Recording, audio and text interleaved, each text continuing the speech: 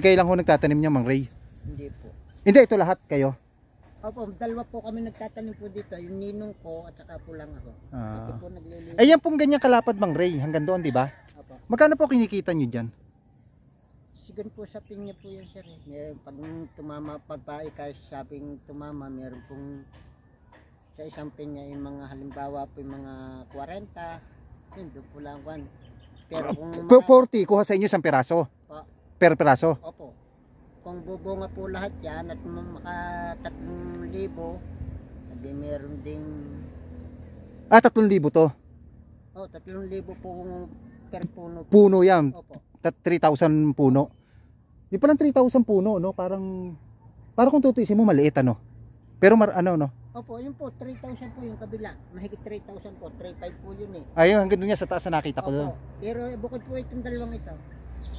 Bukod. Dahil hindi yan. Opo. Pero yung sa'yo, 3,500. Opo, yung pong kabilang yun. 3,500 po yun. Tayo po, nagtatanong lang, yung mga mahilig ko sa farming, mga mahilig ko sa pinya, ito. So, hindi nyo muna ako makita si Mr. Lance, baka sawa na ako sa pagmumukha ko. Si Mang Ray na lang ako tanongin natin. Okay. Ganun Mang Ray. So, ano ba yung variety ng pinya na to? Ito ba yung medyo malalaki o yung maliliit na variety? Malaki po. Yung malaki. Kasi doon sa amin sa subdivision namin sa Quezon City, may mga nagtitinda doon. Yung maliliit na variety, 30 pesos yung isang pinya niya. 30 pesos. Oo. Dito po rin yung galing sa malalaki rin po yun, pero ayun po, mga halimbawa may first class, mayroon second class. Oo. Iyo, kumbaga malalaki yun, hindi lang lumaki. Opo. Kaya tama po yun, malalaki po rin. oo. Pero yun dito, yung ganung kalalaking binebenta sa wala lang tayo kasi tayong sample, magkano ginagawa? Magkano dito yun? Dito po, meron pagka tagmora po, meron 5 piso lang po yun. 5 piso? Oo, yung ganun nakahaba, Mang Ray, no? Meron 5 piso, meron 10 piso. Ganito po lang kalaki yun, di ba yung pinya sa Quezon City? Ayun po, kung nakita nyo po. Ganito po, ganito. Ganon, di ba? Ay, ikaw nga, Mang Ray. Hindi panatan mo sa akin. Nakaharap sa akin yan. Ganito lang po yung pinya, di ba, sa Quezon City? Yung po, ganito po kataba, di ba? Nabibili ho natin, ganon. Yun po yung pinag-usapan namin ni Mang Ray na 5 piso rito, 35 sa amin doon. Minsan 300. Ayun nga po. Oo, ganon.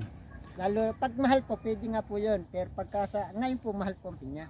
Mahal ba pinya ngayon? Pero sa pagkatagmura talaga, sa amin po yun, meron 10 piso lamang, yun gayon. Meron pan lamang po yun. Pero yung malalaki ang kuha sa inyo ay? Meron pong 40, 30. Sa Maynila kasi alam ko yung malalaki yung Mang Ray, ang isang piraso pumapatak ng pag bumibili ko 60, 70, ganon. Opo. Minsan nag-80 pa Yan po yung pinyahan, ganda po.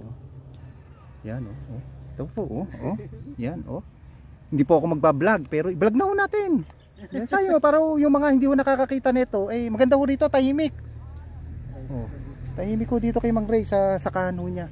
Sa maitim na Maitim second west. Maitim second west, Tagaytay City. Yun ang tawag ngayon yung mga baka niya. May lagay siya dalawang baka. May baka pa rin po ako dyan sa taas. May ilig. Ilang hayop niya, wala kayong baboy? Kambing? Meron po akong baboy nasa paalagaan. Parang uwihan kung tawagan. Oo. So ganyan. Yung po ang isang malaki yun, ibig ko. Dalawa po sarili ko, dalawa yung... Uwihan din yan? Opo. Pag uwihan, government? Hindi pa. Ano? Tao lamang. Tao. Kasi sa amin nung araw, Mang Ray, ang uwihan na tinatawag, government ang nagbibigay o munisipyo. Oo. Ngayon po, meron pong... Hindi, tama-tama pala, speaking of baka, no? Kasi di ba maraming bulaluhan dito? Opo. So yung binubulalo dito sa Tagaytay, dyan, dito galing yan sa Tagaytay? Opo, meron pong, hindi po, meron pong kasasan din pong lugar. Hindi, napanood ko nga pala, minapanood nga pala ako sa TV, Batangas pala, isang marami, no? Opo, Batangas, dito sa Cavite, oo. Hindi, ibig sabihin talaga dito, mostly, nanggagaling. Opo. Oo. Pero dito po mismo ang tindahan ng baka. Pero sa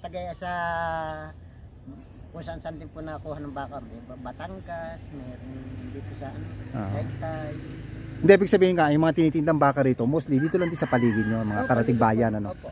Yun para alam mo natin, kinakain natin bulalo kung saan galing. Hindi, kain ho tayo ng kain, saan ba galing yung baka nila. Di ba, sa Tagaytay, marami hong bulaluhan. Ayun nga, kakain ho kami sa Makalawa. Baka bukas o sa Makalawa, bago umuwi. Yun.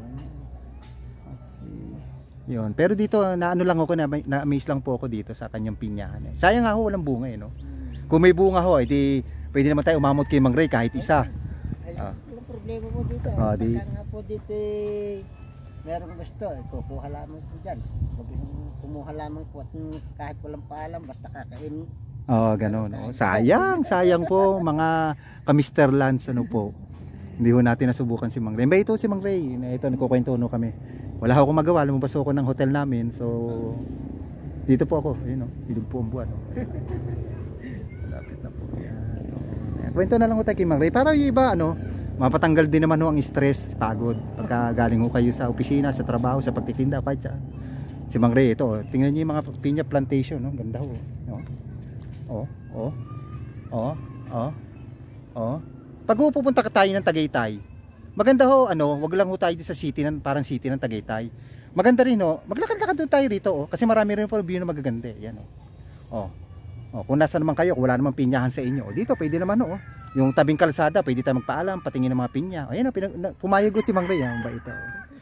Yan yung nasikaso niya, tsaka 2 baka. 2 daw po anak niya.